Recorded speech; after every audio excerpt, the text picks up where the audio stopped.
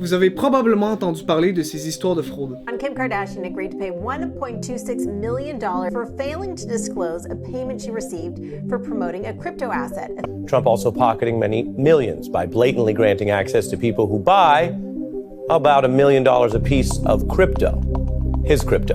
Mais quelques heures après, sa valeur s'effondre de plus de 96%. De plus en plus d'influenceurs axent leur contenu et leur image autour du monde des finances. On les appelle les fin-influenceurs, les finfluencers. Certains d'entre eux offrent à leur communauté de précieux conseils d'investissement ou de gestion de portefeuille. Évidemment, vous l'avez vu venir, avec la montée de cette tendance, plusieurs vont essayer d'arnaquer leur public. Puis il faut savoir que les crypto-monnaies sont souvent au cœur de ces fraudes. Selon le Centre anti-fraude du Canada, ce serait plus de 162 millions de dollars canadiens qui auraient été perdus en 2024. La stratégie la plus connue sur les réseaux sociaux, du moins pour nos stars préférées, c'est celle du pump and dump, a.k.a. le gonfler et vider.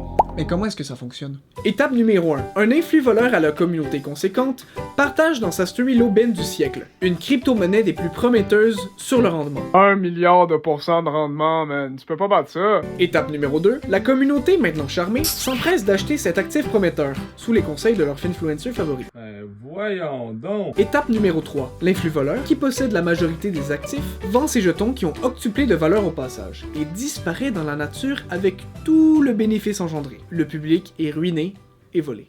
Hey, mon argent. Et voilà, le travail est réglé. Alors, qu'est-ce qu'il faut retenir? Les réseaux sociaux permettent la transmission des connaissances des experts, mais aussi celle des gens sans réelle formation crédible. Ça peut être positif, les influenceurs financiers. C'est juste qu'à un certain point, ils ne peuvent pas offrir des conseils d'investissement personnalisés sans être inscrits. Parce que nous, quand on les inscrit, on valide qu'ils ont les compétences, les formations nécessaires, qui sont supervisées par des firmes, que tout se fait dans la conformité des lois, justement pour protéger le public. Bref, avant de faire l'acquisition d'une crypto-monnaie, assurez-vous de vous informer sur sa provenance. Si vous avez des doutes ou des questionnements à propos de vos investissements, s'il vous plaît, allez consulter le site web de l'AMF ou celui d'Éducalois, c'est la meilleure façon d'avoir votre information, c'est l'information la plus sûre.